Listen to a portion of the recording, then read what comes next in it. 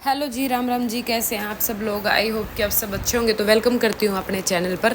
तो ये कटिंग हो रही है शाम के टाइम, तो ये चलती रहेगी। अपने कमेंट पढ़ते हैं। कई कमेंट आज ऐसे हैं जो कि आपके बहुत काम आने वाले हैं, तो उनको पढ़ते हैं और रिप्लाई करते हैं। वीडियो को पूरी सुनते रहें। और देखो, अगर कई बार क्या होता है ना कि सबके पास है ना टाइम नहीं होता है। जैसे वीडियो देख रहे हैं, देखते देखते कोई और वीडियो शुरू हो जाती है और हमें पता ही नहीं चलता है, तो कमेंट करना हम लोग भूल जाते हैं। तो जब भी आपको लगे, देखो कोई डाउट होता है तो वो तो अलग बात होती है, वो तो आप करोगे ही, ठीक है। लेकिन जब ये हो ना कि कोई मतलब डाउट नहीं है और कमेंट क्या ही कमेंट करें, तो आप एक स्माइली, रेड हार्ट, कोई भी कमेंट भेज दिया करो। उससे क्या रहेगा ना कि मुझे ये भी पता रहेगा कि भाई डेली कौन कौन एक्टिव रहते हैं चैनल पर, कौन कौन डेली वीडियो देख रहे हैं। फिर आप लोगों को ये भी नहीं बताना पड़ेगा कि दीदी हम आपकी वीडियो डेली देखते हैं, डेली देख।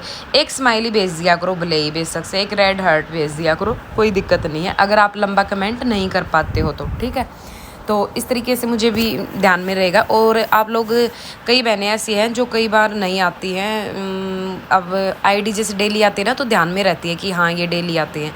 तो कोई नहीं आता काफ़ी टाइम, जैसे पहले आती थी, अब उनके कमेंट नहीं आते हैं, एकदम से आ जाए, मुझे याद आ जाता है हाँ भाई ये तो हमसे जुड़ी हुई है। काफ़ी बार कमेंट करते हैं जो, लेकिन जो कभी कभार कमेंट करते हैं तो उनकी जो आईडी है माइंड भी नहीं चढ़ती है, क्योंकि इतने सारे नाम होते हैं ना। तो आप लोग कमेंट करोगे ना, तो कमेंट करने से ये लगता रहेगा कि हाँ भाई ये डेली देखते हैं।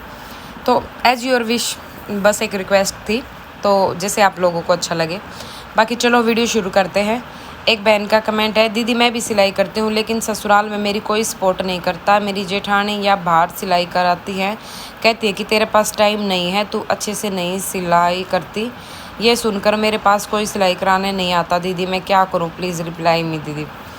देखो, अगर वो बाहर करवाती हैं, गलत बात है। घर में जब कोई सिलर ना अगर है तो बाहर भी तो पैसे दे का हुआ है, या तो वो आपके काम में हेल्प कर दे, वो आप उनका सूट सिलो जब। या फिर भाई अगर बाहर पैसे दो तो घर में ही पैसे दे दो। अगर आपने काम में हेल्प नहीं करनी है तो आप पैसे देकर सिलवा लो। और मान ले ऊंच नीच थोड़ा फिटिंग में, लूजिंग में कोई भी चक्कर हो भी जा तो वो ठीक भी तो हो सका है। मेरे तो न्यूज़ समझ में नहीं आता, इतनी शांति ना होती कि लुगाई आता है। बट किसी के नेचर का हम कुछ ना कर सकते बाण। और देवरानी जेठानियाँ गल्ला तो वाह बात है, अकियो तो चलती आई है कि बनती है कोने ढंग तक, ठीक है। तो उनने तो सुहाना ना हुआ कि भाई आप काम कर रहे हो तो ले आप दोरा करवा ले। कोई बात ना करवाती, मत करवाने दो।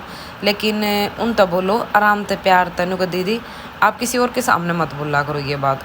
मतलब नू को 2 रुपये मैं कमा लूँ तो आपका सुहाना है कि इस बात की? नू बताओ एक बार।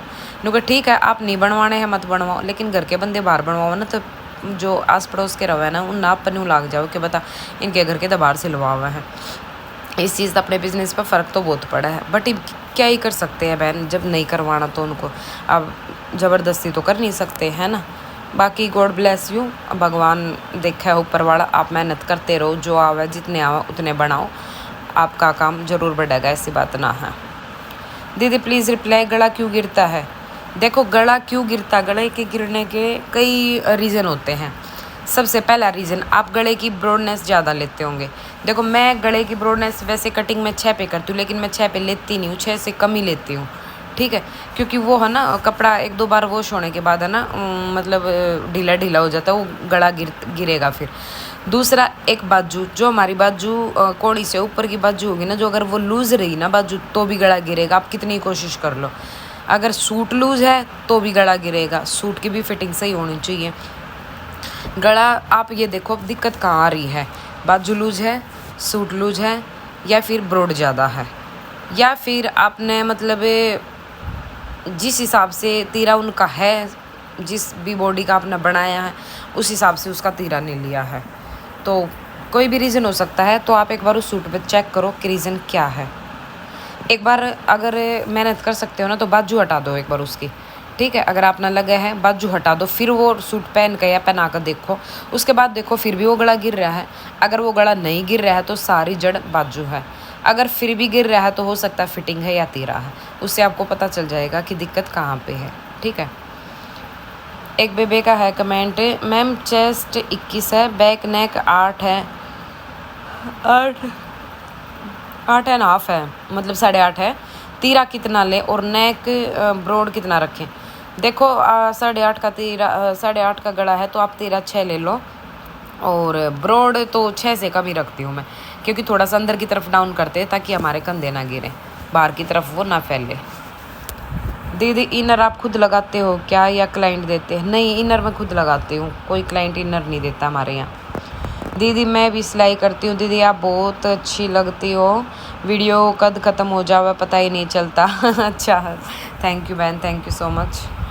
हाय दी कैसे हो आप? बहुत दिन बाद कमेंट किया है। मंजू, हाँ मंजू, ये देखो अब ये बहन बहुत बार कमेंट करती थी, अब काफ़ी दिन में आज कमेंट आया। कहाँ बिजी हो रही है मंजू को? और बता बहन कैसी है, घर में सब बढ़िया? हेलो दी रिया मुदगिल, हेलो बहन, हेलो। दीदी आंखों पे चश्मा तो नहीं चढ़ा है, पर सिलाई से आंखों पे तो जोर पड़ता ही है। कोई ऐसा चश्मा बताओ कि सिलाई करते टाइम लगा लें, आंखों पर असर ना पड़े, प्लीज़ रिप्लाई दी। देखो ऐसा कोई चश्मा नहीं है, आपने अपने डॉक्टर से बात करके जब आपने कोई चश्मा लेना पड़ेगा। ऐसे मार्केट तक बिना चेकअप करवाए आप कोई भी चश्मा मत खरीदना।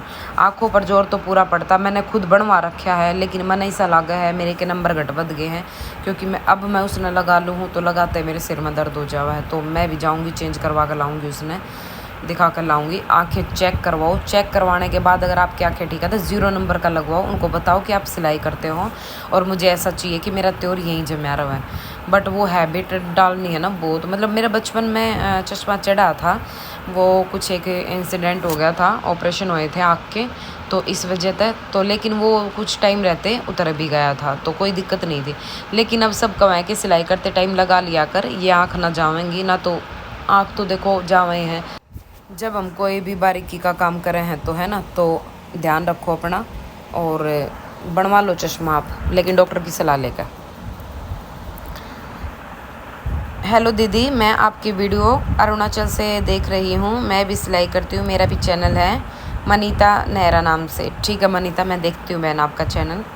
तनु ऑर्गेंजा फैब्रिक और स्लीपी फैब्रिक में कटिंग कैसे करे, कोई इजी तरीका बताना। सोनी का खत्री। तो बहन देखो, ऑर्गेंजा फैब्रिक और कोई भी स्लीपर कपड़ा होता है ना, उसको आप डबल फोल्ड करके पहले प्रेस से जचा लो। जब प्रेस से आप उसको सेंटर लेके जब जचाओगे ना, तो उसमें एक क्रीज पड़ जाएगी बीच में। तो पहले तो उसकी लाइनिंग ही कट करो। लाइनिंग कट करने के बाद इजी हो जाता है, क्योंकि उसमें वर्क होता है, कढ़ाई वढ़ाई होती है, गला भी होता है या नीचे बॉर्डर होता है। तो मतलब सेट करने में अगर उसी के ऊपर आप निशान लगाओगे तो नहीं होगा। आप पहले लाइनिंग कट करो, लाइनिंग के ऊपर निशान लगाओ और फिर लाइनिंग को उसके ऊपर कपड़े पर प्रेस करो, जचाओ अच्छे से और उसके ऊपर रख के कर दो। फिर भी सेंटर से एक सिलाई लगा दो और फिर चारों साइड से उसको कच्चा कर दो। मैं तो ऐसे ही करती हूँ। अब की बार किसी लाइनिंग वाले सूट की एक वीडियो पोस्ट करती हूँ, कटिंग की भी, और कटिंग की तो मैंने बहुत सारी की हुई है, स्टिचिंग की करती हूँ। अगर आप कटिंग की नहीं देखी है तो एक बार नीचे स्क्रॉल करना, नीचे आपको वीडियो मिलेंगी। थैंक यू सो मच तनु दीदी, आई लव यू दीदी वन मेरा रिप्लाई किया, यू आर सो मोटिवेशनल दीदी। थैंक यू बहन, थैंक यू कविता। मैं भी सिलाई करती हूँ, ईशा शर्मा, बहुत अच्छी बात है बहन। मोना कैसे हो? मैं बढ़िया हूँ मोना, आप बताओ कैसे हो बहन? दीदी आपकी फैमिली बहुत लकी है जो आप उनको मिले। थैंक यू बहन, थैंक यू। तुम्हारे वीडियो देखकर मुझे भी बहुत मोटिवेशन मिलता है, बहुत अच्छी बात है बहन। अगर मिला है तो करा करो फिर काम, खाली सुनकर ना जाया करो वीडियो। कदे खाली सुनकर घर क्या की नज़र मन वो पूरा दिन फ़ोन देखे जहाँ वीडियो देखे जहाँ हैं, लेकिन उन पर अमल भी करा करो।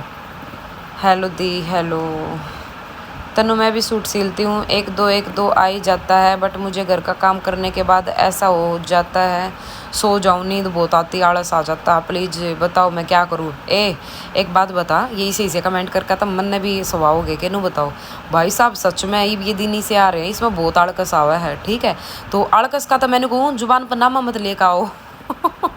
क्योंकि जब जितना हम आड़कस करा है ना, उतना ही आड़कस नज़दीक आवा है। तनु को आड़कस हम है, आड़कस कितना आड़कस आवा, काम करना है। तो भाई मैं तो बिल्कुल, देखो पिछली जो गर्मी थी ना, उन गर्मियों में मैं क्या करा करती, 10 बजे तक चली जाया करती नीचे। ठीक है, जैसे जब तो एक ही चैनल की वीडियो पोस्ट करनी हुआ करती, तो एक चैनल की वीडियो में 2 चैनल की वीडियो में टाइम का बहुत फ़र्क पड़ रहा है, तो जल्दी काम हो जाया करता, जल्दी काम निमट जाया करता। तो जाकर अपना काम कुम करेंगे 12-1 बजे से रोटी खाती, फिर 12-1 बजे से तो रोटी खाकर ना यार, वो मेरी तो सीत पेन की आदत है, और इतना भुंडा अड़कस आ जाता। मैंने नीचे जो मेरी साइड में वो टेबल रखी ना लंबी सी, मैं तो रख कर नहीं इधर उधर सामान उस पर, तो उठा कर वहीं सो जाया करती, उड़े लटका ले लिया करती आधे पौने घंटे का। और कई बार ऐसा होता कि जैसे काम कम है, आराम तो देना है, तो मैं ऊपर आ जाती। लेकिन ऊपर सोने में और नीचे सोने में पता है क्या फ़र्क था? ऊपर सोने में यो फ़र्क था कि कंफर्टेबल होकर एसी में सो को वो डाढ़ कर सो, वो 2-3 घंटे थी नींदा ना खुला है और आँख खुला है। मम्मी कहा ये उठ लेना, आज सोए जाओगी। मैं उठूँ थोड़ी देर में, फिर सोची यार काम तो नहीं वो चले जाएगा, तो सो ना 1-2 घंटा। भाई साहब 2-3 घंटे को डाने में लिगड़ जाते, पता ही नहीं चलता, ये मज़ेदार नींद आती। लेकिन नीचे सोने में क्या था कि जैसे नीचे लेट गई हूँ, एक तो वो भीड़ी है तना पढ़ने का डर रहेगा कि तू कदे पढ़ना जावा नीचे। बाकी मैं स्टूल लगा लिया अगर उस साइड में, तुम भी सोचोगे तनु तक तो पागल है, बट भाई देखो अपना मैनेज तो करना पड़ा है ना। फिर साइड में स्टूल लगा कर मैं सो जा। उड़ के रहे ना, बाहर तक गाड़ी गुड़िया की आवाज़ आती रहे हैं, या फिर कोई कस्टमर आकर बेल बजा दे हुए हैं, मतलब फिर भी, या फिर कोई ऊपर तो नीचे आवा है, जब पता चल जाए तो उड़ा आधे घंटे को वो जो एक बार आड़कस आवा है ना, वो आधे पौने घंटे में हो ले हुआ है। लेकिन जब हम ऊपर नीचे तय ऊपर जावे हैं, ऊपर जाकर बाड़का ना कहूँगी भाई आड़ मत करियो, आवाज़ मत करियो, मैं सो हूँ, मतलब इतना अपना सारा सोन का सेटअप करूँगी ना, इतना तो आड़कस खत्म हो ले हुआ है।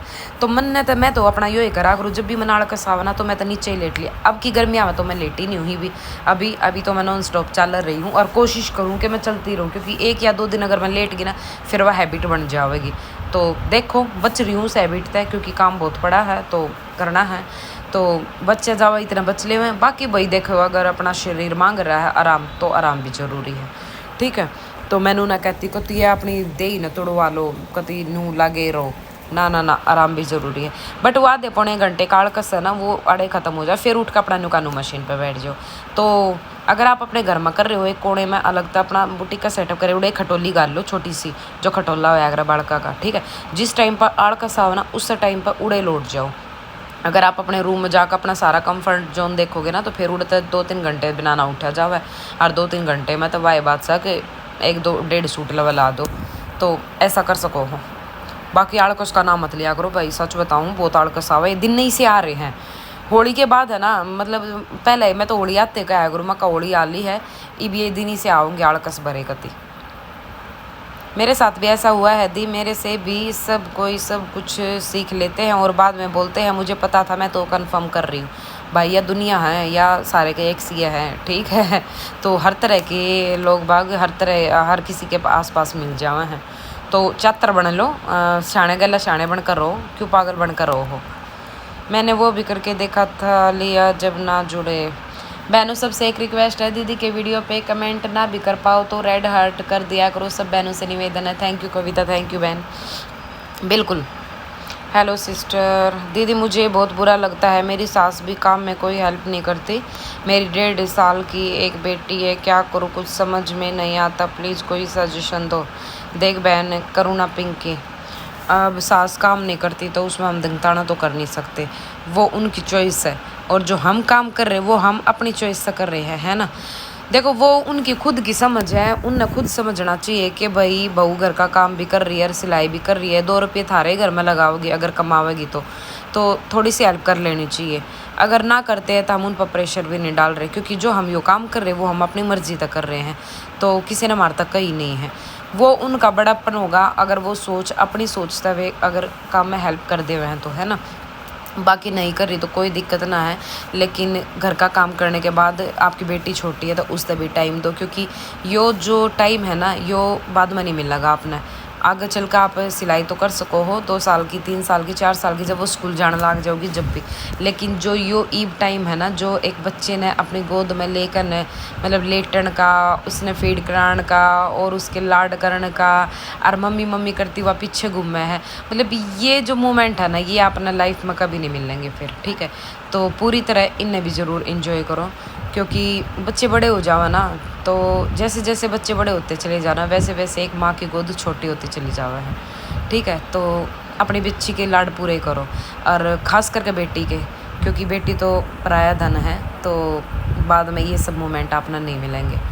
तो मेरी तो ये सजेशन है। बाकी जितना टाइम मिला उतने टाइम में आप अपना कर लो, कोई दिक्कत ना है, ना करती मत करवाने दो। आप जितनी एनर्जी जितना आपके बस की है उतना कर लो, फालतू की गणे की कोड़ियाँ मत भरो, ठीक है। क्योंकि उनने भी देखना चाहिए कि भाई वह काम कर रही है तो वह थारे ही कर रहा है, थारे ही घर में लगावेगी, बट वो सब की अपनी अपनी सोच हो जावे कि ही कर सका है उसमें, है ना। तो आज की वीडियो कैसी लगी है कमेंट करके जरूर बताइए। जमाई आवत थी रोक लिया मैंने थारे ऊपर, फिर तुमने को हो गया हमने भी नींद आवे, ठीक है, क्योंकि भाई मेरा तो सोने का टाइम है और आप सबका सुबह का टाइम है उठने का है बट आलकस नहीं आना चाहिए बिल्कुल भी। तो bye bye, Ram Ram ji, like comment share कर दियो।